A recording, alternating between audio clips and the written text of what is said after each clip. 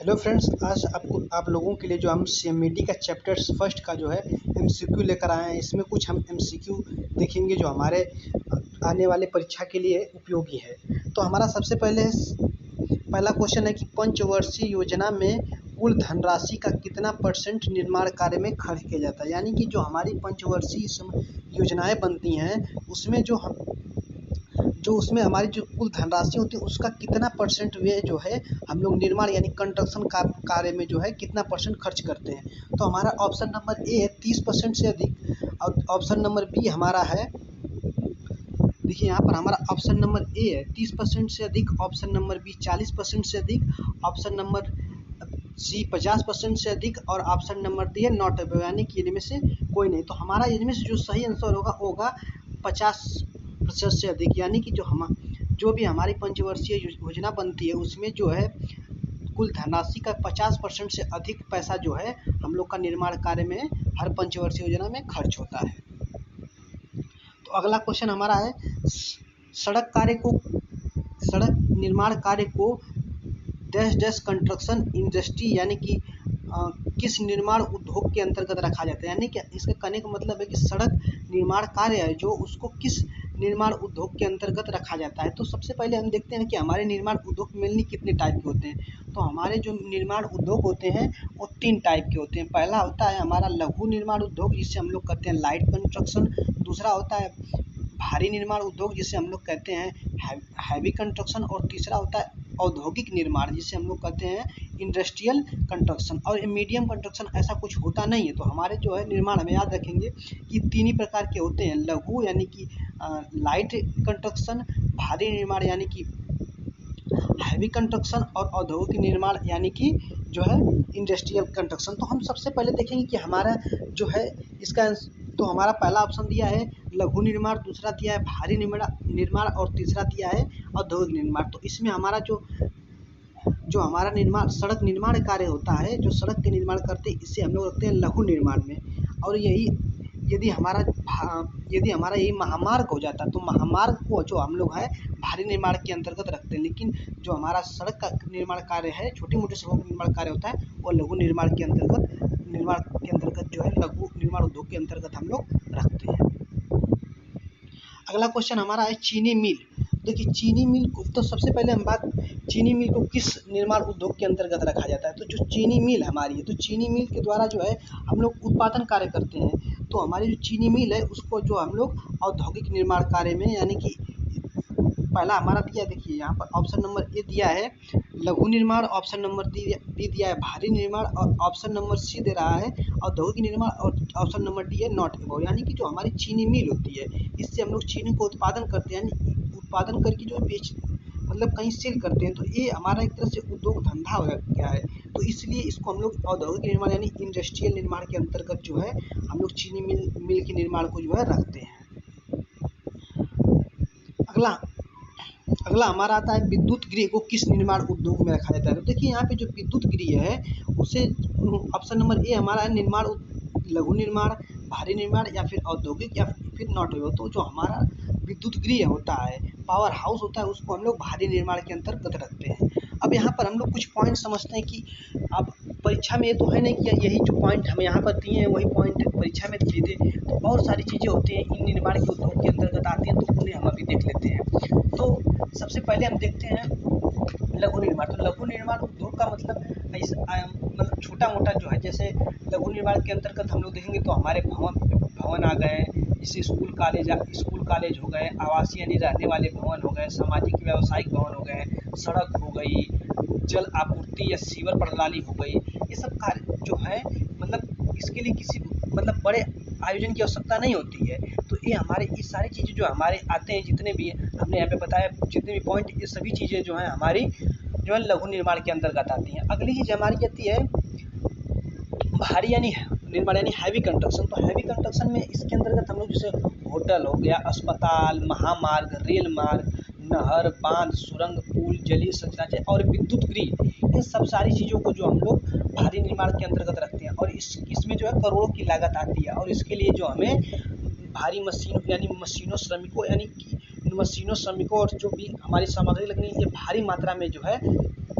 आवश्यकता होती है और यह कार्य जो है अनेक वर्षों तक चलता है। अगला हमारा आता है कि औद्योगिक निर्माण। तो जो औद्योगिक निर्माण है उसके अंतर्गत हमें देखिए, उसके अंतर्गत हम लोग जो है ताप बिजली उत्पादन गृह, हम देखिए विद्युत गृह को तो भारी निर्माण में रखते हैं, लेकिन जब वही ताप बिजली उत्पादन यानी कि जब यहाँ से उत्पादन हो रहा है बिजली का, ताप बिजली उत्पादन गृह जो है उसको हम लोग औद्योगिक निर्माण में रखेंगे। और उसके बाद होता है इस्पात, इस्पात हो गया, इस्पात उद्योग हो गया, तेल शोधक या फिर पेट्रो रासायनिक कारखाने या फिर उर्वरक प्लांट और चीनी, इन सब चीज़ों, चीनी मिल, इन सब सारी चीज़ों को जो हम लोग जो है औद्योगिक निर्माण के अंतर्गत रखते हैं। तो ये सारी चीज़ें, ये पॉइंट हम लोग को याद रहना चाहिए। अगला चीज़ हमारा आता है कि परियोजना के कितने चरण, यानी कि जो निर्माण परियोजना होती है उसके कितने स्टेजेज होते हैं। तो हमारी जो निर्माण परियोजना होती है उसके 3 स्टेज होते हैं। अगला बात आती है कि निर्माण परियोजना के चरण यानी कि स्टेज कौन से नहीं। तो हमारे जो निर्माण परियोजना के 3 स्टेज हैं, देखिए उसमें कौन कौन से हैं। सबसे पहले हमारा होता है परिकल्पना यानी कि कंसेप्शन, और उसके बाद परिकल्पना मतलब किसी चीज़ के बारे में हम लोग सोच विचार करना कि हाँ मतलब क्या हमें बनवाना है, कैसे बनाना, उसकी परिकल्पना करना। उसके बाद अगला चीज़ आता है डिजाइनिंग, डिजाइनिंग यानी कि अभिकल्पन।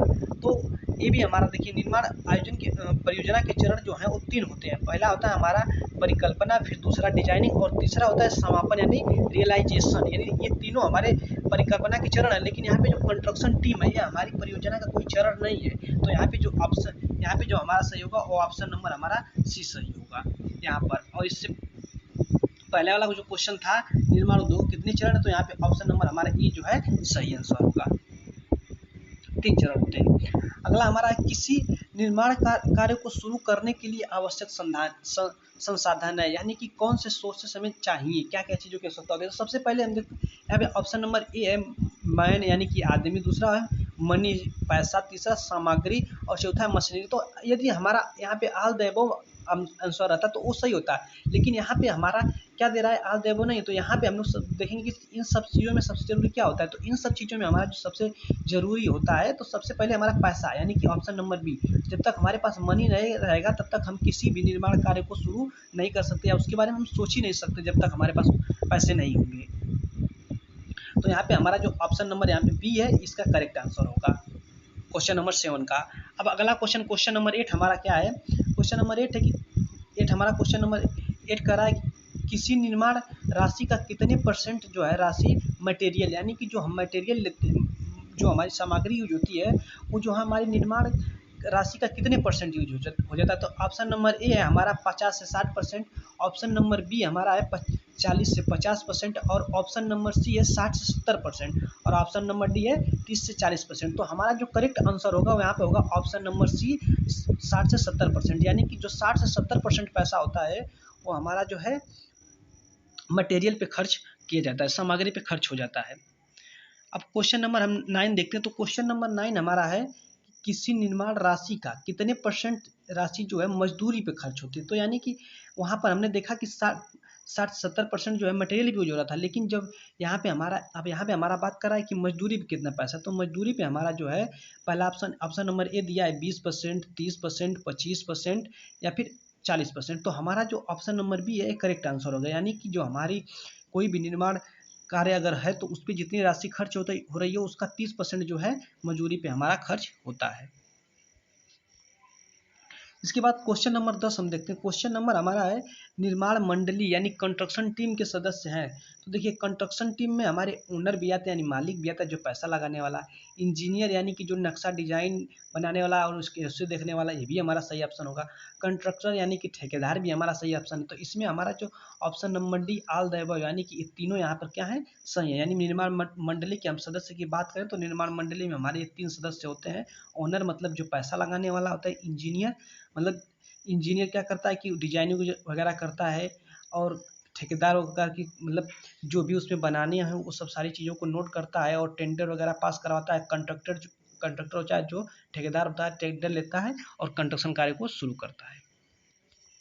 अब यहाँ पे देखिए क्वेश्चन नंबर 11, क्वेश्चन नंबर 11 हमारा है कि ओनर यानी कि जो मालिक के एडवाइजर था एजेंट के रूप में कार्य करता है। तो देखिए जब यहाँ पर हमारा पहला ऑप्शन दे रहा है कंट्रक्टर, लेबर, इंजीनियर या नन ऑफ दिस। तो इसमें जो हमारा कंट्रक्टर होता है वो तो उससे तो कोई मतलब तो जो हमारा कंट्रक्टर होता है वो हमारा एडवाइज़र की नहीं, वो तो हमारा बनाता है, और लेबर तो कंट्रक्टर के यानी कि ठेकेदार की तरफ देते हैं। यहाँ पे जो हमारा ऑप्शन नंबर सी दिया है, ऑप्शन नंबर सी इंजीनियर, तो इंजीनियर ही जो है उसका एडवाइज़र और सलाहकार और एजेंट यानी इन दोनों के रूप में जो है ये क्या करता है कि ओनर, मालिक और ठेकेदार के बीच के जो संबंध है वो बनाए रखता है, और सारी चीज़ों की जो जानकारी क्या हो रहा है, कितनी प्रगति हुई, सारी चीज़ों की जानकारी जो है वो जो एजेंट के रूप में जो है इंजीनियर ही जो है मालिक यानी ओनर को देता है। अगला क्वेश्चन है हमारा, निर्माण प्रबंधन यानी कंस्ट्रक्शन मैनेजमेंट की आवश्यकता होती है। तो कंस्ट्रक्शन मैनेजमेंट की आवश्यकता यानी कि इसके कहने का मतलब है कि हमें कंस्ट्रक्शन मैनेजमेंट की क्यों आवश्यकता होती है निर्माण प्रबंधन की। तो पहला है कि निर्धारित अवधि पर कार्य को पूर्ण करने के लिए, यानी कि समय पर हमारा जो कार्य है उसे पूरा करने के लिए भी ऑप्शन सही है। दूसरा ऑप्शन हमारा है लागत को निर्धारित सीमा में रखने के लिए भी सही है, यानी कि जो ठेकेदार जितने का टेंडर लिया है, जितने जितने का मतलब जितने में पैसा जो है लगने वाले हैं उसको पैसे को जो है निर्धारित सीमा के अंदर ही जो है लागत को बनाए रखना, ये भी सही है। और तीसरा है निर्माण स्थल पर दुर्घटनाओं को कम करना। तो इस करने के लिए यानी ये यहाँ पे हमारे जो तीनों ऑप्शन है वो सही है, तो यहाँ पे जो इसका सही आंसर होगा वो ऑप्शन नंबर यहाँ पर डी हो जाएगा, इनमें से सभी। तो अगला क्वेश्चन हम लोग देखते हैं। तो क्वेश्चन नंबर 13 है कि किसी परियोजना को वास्तविक मूर्ति रूप देने का कार्य करता है। तो देखिए यहाँ पे ऑप्शन नंबर ए दिया है ओनर, तो ओनर क्या होता है, ओनर तो पैसा लगाने वाला होता है। इंजीनियर क्या करता है कि सारी जितने भी मतलब हमारे जो हमारा निर्माण जो परियोजना है उसमें जितनी भी मूलभूत मतलब इकाइयाँ हैं उन सबको नोट करके टेंडर वगैरह का काम करता है और एजेंट के रूप में कार्य करता है। और यहाँ पे होता है कंट्रक्टर यानी कि ठेकेदार, तो ठेकेदार ही होता है जो कोई किसी संरचना को जो है वास्तविक रूप देने का कार्य करता है, यानी कि संरचना ही हमारी निर्माण कार्य को जो आकर जब हम कंट्रक्ट यानी कि हमारे इंजीनियर द्वारा जब हमारा कंस्ट्रक्शन टेंडर वेंडर वगैरह भर जाते हैं तो उसके बाद जो है अपना कंट्रक्टर यानी कि ठेकेदार ही जो है उसको हमारे निर्माण कार्य को जो वास्तविक रूप देता है, यानी कि यहाँ पे जो ऑप्शन नंबर 13वां क्वेश्चन का है ऑप्शन नंबर सी यहाँ पे सही आंसर होगा। अगला क्वेश्चन है, एक इमीडिएट ऑफिसर यानी कि जो एक अधिकारी होता है उसके अंतर्गत कितने कर्मचारी होने चाहिए, यानी कि इसके कहने का मतलब है कि कोई किसी भी अधिकारी के अंतर्गत हम लोग कितने मजदूरों को कितने कर्मचारियों को रख सकते हैं। तो यहाँ पे ऑप्शन नंबर ए है 12 से 14, ऑप्शन नंबर बी है 5 से 7, ऑप्शन नंबर सी 8 से 9, ऑप्शन नंबर डी डी हमारा है 10 से 12। तो कभी भी हमें जो एक अधिकारी के अंतर्गत जो है हमें यहाँ पे ऑप्शन नंबर बी सही आंसर होगा, यानी कि 5 से 7 लोगों को जो हम रखेंगे तो वो अच्छी प्रकार से उन सभी लोगों को देखेगा उन्हीं के अंडर में। अगर किसी के अंडर में कम लोग यानी कि 5 से 7 अगर कर्मचारी हैं किसी ऑफिसर के अंडर में तो वो अच्छी प्रकार से उनके कार्य को देख सकता है और उसमें से कौन कार्य कर रहा है कौन नहीं कर रहा है, इन सारी चीज़ों की कौन उपस्थित है कौन नहीं उपस्थित है, इन सारी चीज़ों का पता लगा सकता है अच्छी प्रकार से। तो हमारा अगला क्वेश्चन है क्वेश्चन नंबर 15 कि परियोजना की धनराशि का उल्लेख होता है, यानी कि जो परियोजना में की जो धनराशि होती है कि टेंडर के लिए जो पैसा लग मतलब ठेकेदार निर्धारित करता है वो यानी कि जो धनराशि हमारी परियोजना में जो पैसे लगने वाले हैं उसका उल्लेख किस में होता है। तो पहला दिया है प्री टेंडर और दूसरा दिया है पोस्ट टेंडर में दिया है ऑप्शन नंबर सी है A and B, option number D है नॉट अबव।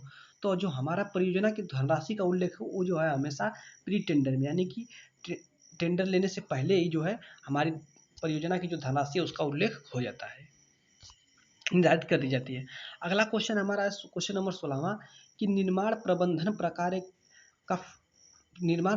का प्रकार यानी फंक्शन नहीं है।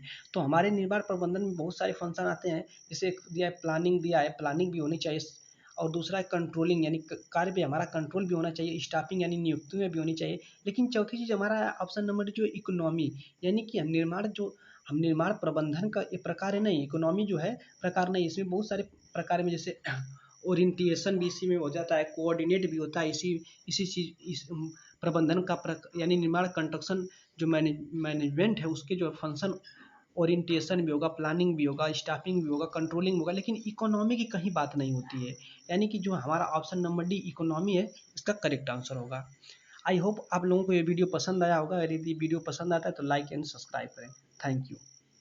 और इस वीडियो के डिस्क्रिप्शन में आप लोगों को जो है इसका PDF मिल जाएगा।